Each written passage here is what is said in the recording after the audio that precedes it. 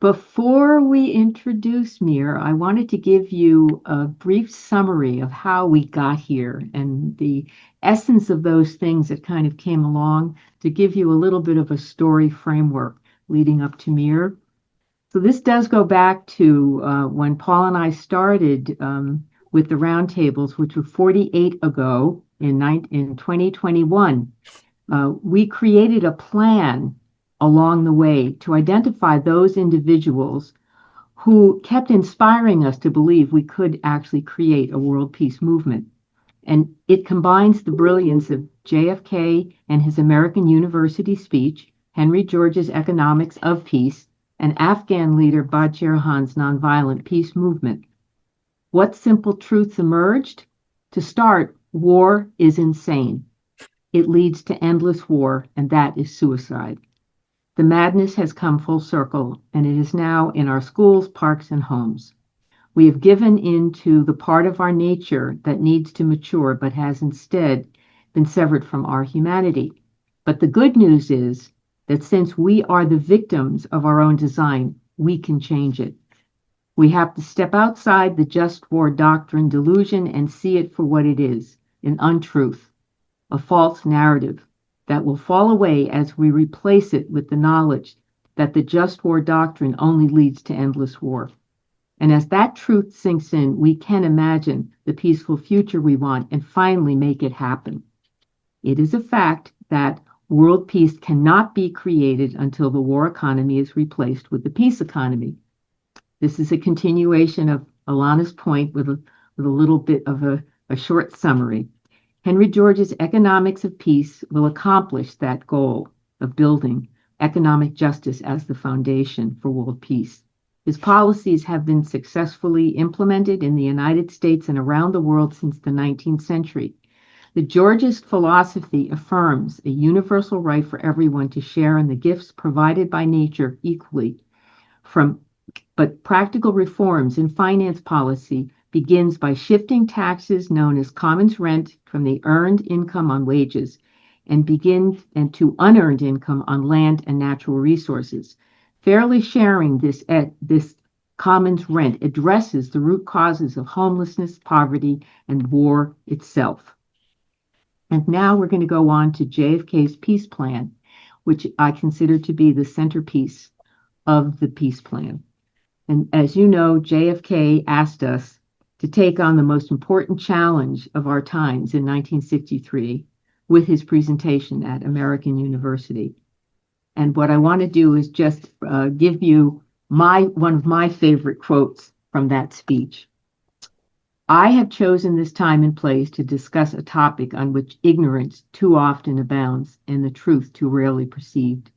And that is the most important topic on earth, peace. What kind of peace do I mean? What kind of peace do we seek? Not a Pax Americana enforced on the world by American weapons of war.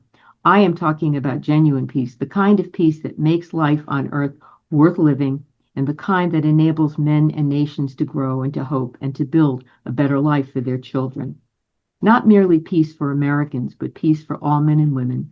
Not merely peace in our time, but peace in all time. Some say that it is useless to speak of peace until the leaders of the Soviet Union adopt a more enlightened attitude. I hope they do. I believe we can help them do it. But I also believe that we must re-examine our own attitude, for our attitude is as essential as theirs. And now we move on to Bashir Khan's Afghan peace movement. He has a special role to play in our peace plan.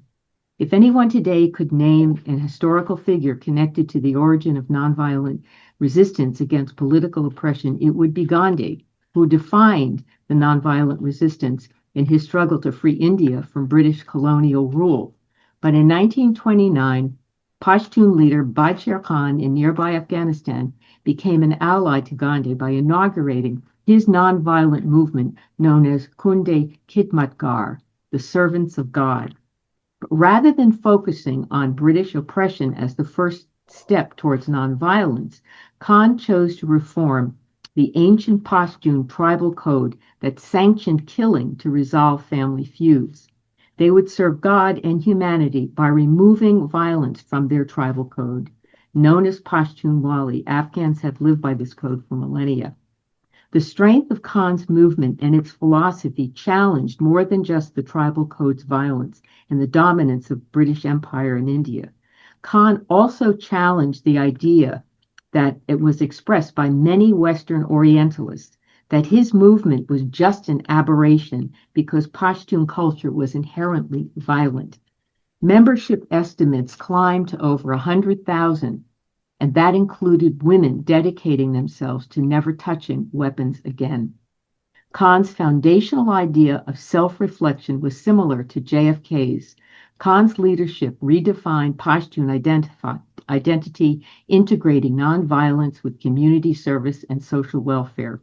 JFK promoted self-reflection too when he asked Americans to look within and reform their own concepts of peaceful coexistence before expecting the enemy to change. And the final piece dropped into place when we were drawn back to Afghanistan, where the narrative creation process first revealed its truth to us.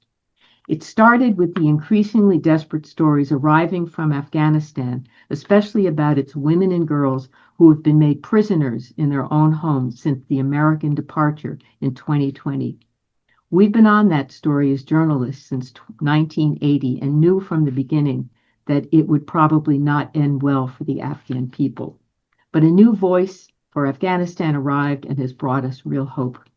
We were asked to review a memoir by a young Afghan residing in Britain. Mir Rahimi was introduced to us by the Afghan who helped us get the visa that we needed to enter Kabul in 1981. It was in 2022 when we first introduced Bachir Khan's peace movement at our roundtable discussions. But back then, we had no idea how Khan's movement would fit into the World Peace Plan we were already developing. But it all came together when we realized that the Afghan mystical communication network that had drawn us into its vortex in the first place had been reactivated in 2026. And the purpose was contained in Mir's memoir. He laid the foundation for world peace that emerged out of his miraculous journey as a victim of war from birth to manhood. Mir spoke for all victims of war, especially the children, with a call to listen and do the right thing. Why? Because Mir grew up in endless war, yet he never lost touch with his humanity. And if Mir can do it, we all can. We cheered knowing that he was telling truth. Fairness and justice will prevail if we want it to. It's that simple. And it was clear that Bachir Khan's peace movement belonged alongside JFK's peace plan and Henry George's economics of peace. And by uniting JFK, Henry George, and Bachir Khan in a trinity guided by Mir's dream of peace, we will create a peace movement that will reign forever as a foundation of life on earth. And now, Mir, take it away. Thank you so much, Liz, for that very kind introduction. And thank you so much for this invitation to be here today. It's a great honor. So just before I start, may I ask a question? Have you ever tried to imagine what war looks like through the eyes of a child? And what it asks of us as adults when innocence meets violence? Just keep that in mind for now. That question lies at the heart of my book, Across Mountains, Land and Sea, One Boy's Extraordinary Journey. A memoir shaped not only by my own journey, but by the journeys of countless others whose lives have been shattered by war. I was born in Afghanistan into the Hazara community, a people long scarred by persecution, displacement, and violence. My earliest memories are not of innocence, but of the sounds of machine gun fire piercing the night, and my mother whispering, "God is kind, everything will be all right," as rockets split the sky. When I was just a little boy, she touched the back of my head, a silent goodbye. I crossed mountains, lands, and seas, clinging to the thinnest thread of hope. On the Mediterranean Sea, as a storm rose, I nearly drowned. A boy beside me cried, I don't want to drown. I want to see my mother again. I still hear his voice. I eventually reached the United Kingdom, a boy who had seen too much and understood too little. Yet I was one of the fortunate ones. I found safety. I rebuilt my life. I had the chance to go to university and search for answers to the question that had haunted me since my childhood. Can peace be more than a pause? Can justice be more than a promise? And can humanity be more than just a word? I wish I had those answers, but I have learned that how we approach these questions reveals who we are as a society. Later, after my studies, I worked as a humanitarian alongside displaced people who had fled wars and conflicts around the world, particularly vulnerable children and young people across Africa, the Middle East, and Europe. There I saw the machinery of war continues to produce immense suffering in silence. I met children born and raised entirely in refugee camps who had never seen the world beyond their fences. I met families torn apart across borders, grieving for loved ones left behind, killed in violence, lost at sea, or simply vanished. And I met people who had lost their sense of identity long before they ever crossed a border. But they all shared one thing in common. They all had fled senseless wars. And they all dreamed of a peaceful world. Let us be clear. These tragedies, the death, devastations, the mass displacements are not acts of faith nor tempests of nature. They are man-made. They are the bitter harvest of war, greed, and injustice. They are born of systems that place profit over people and power over principle. While the powerless quietly bury their children, the powerful count their gains. For them, nothing is sacred. Everything is for sale. Our homes, our lives, our children, and even the light within our souls. It doesn't have to be this way. We can choose a different story, one grounded in peace, justice, and a fair world. A world in which human life, whether the poor soldier sent to fight unjust wars, or the poor innocent child caught in the crossfire, is never reduced to collateral. Peace is not naive. Peace is necessary. As John F. Kennedy once warned, mankind must put an end to war before war puts an end to mankind. He reminded us of something profoundly simple and yet very important. He said, we all inhabit this small planet. We all breathe the same air. We all cherish our children's future. And in the end, our shared humanity is far greater than division that drive us apart. But that question remains.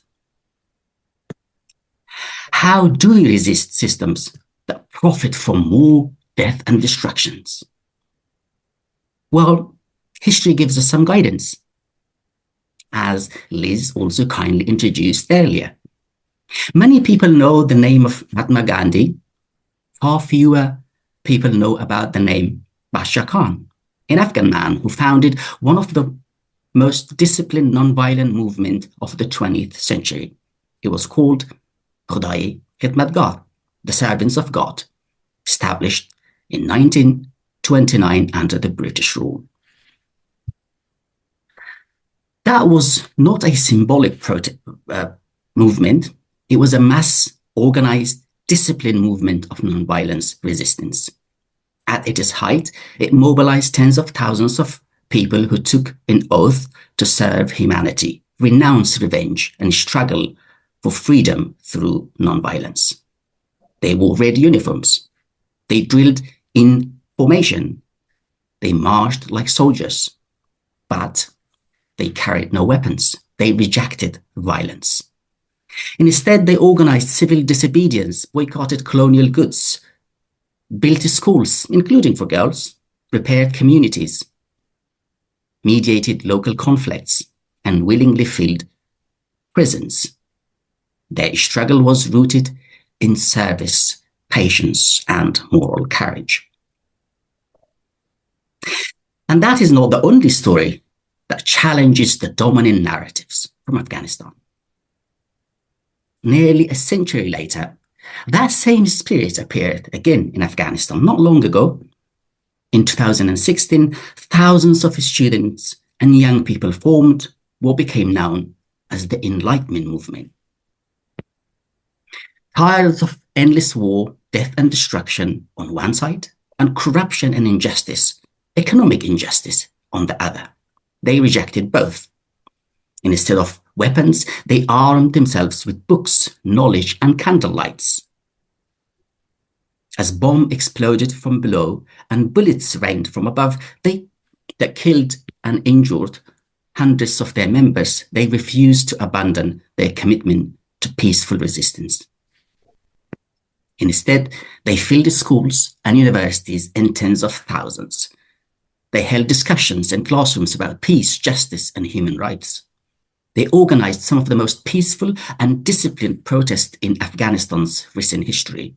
Tens of thousands of young men and women took the streets of Kabul, demanding peace, justice, and fair economic development. Even when their peaceful demonstrations were met with brutal violence, including a devastating suicide attack that killed many of their members, they refused to abandon their commitment. And yet, we hear far too little about these stories and peaceful movements. Well, their voices were suppressed, and many of their members were killed or imprisoned because the peace, justice, and fair economic development they demanded challenged the narrative of those who profited from those wars and destructions. But these movements remind of us one important truth. Afghanistan history is not defined only by conflict, as we often hear.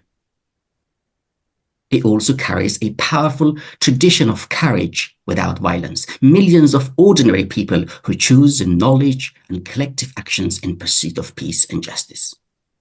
However, it is also important to mention that the tradition of nonviolence and struggle for peace is not only limited to one nation, one country, or one region.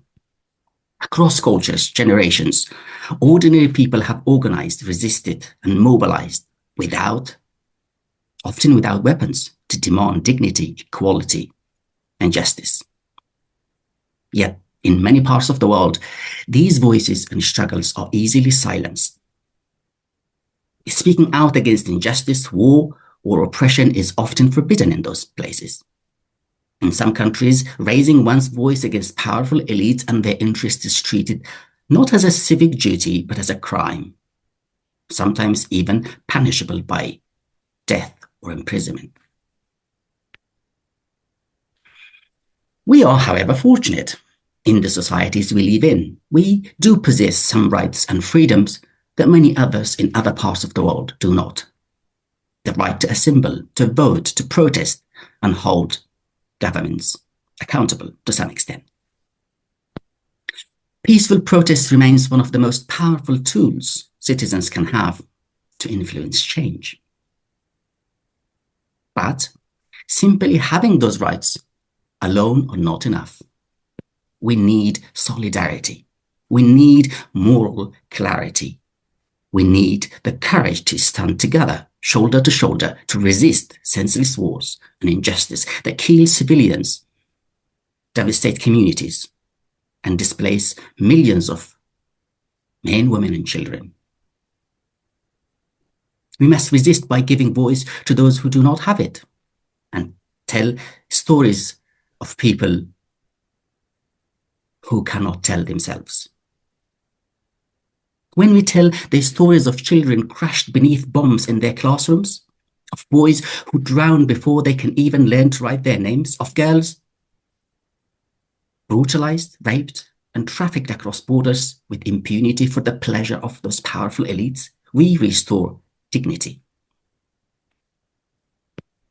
Yes, we are living through a moment when politics is too often fueled by division, fear, and the pursuit of power and profit. War is easily normalized. Economic anxieties are exploited, and differences are sharpened to turn communities against one another. And yet, even in times like this, the flames of hope endures, quiet, steady, and resilient. History teaches that the great revolutions do not begin in the corridors of power. They begin in the minds and hearts of principled individuals and courageous communities of conscience, people who refuse to remain silent in the face of cruelty and injustice. As Martin Luther King reminded us, the ultimate tragedy is not the oppression and cruelty by the bad people, but the silence over that by the good people. The world will always have those who profit from death, division, and destruction, those who build power and wealth on the suffering of others. But it will also have those who believe in the quiet power of decency, the strength of our shared humanity, and in the enduring light of hope. Hope for peace, hope for justice, and hope for humanity. So let us be that light. Let us carry it forward together across mountains, lands, and seas. Thank you. Amen.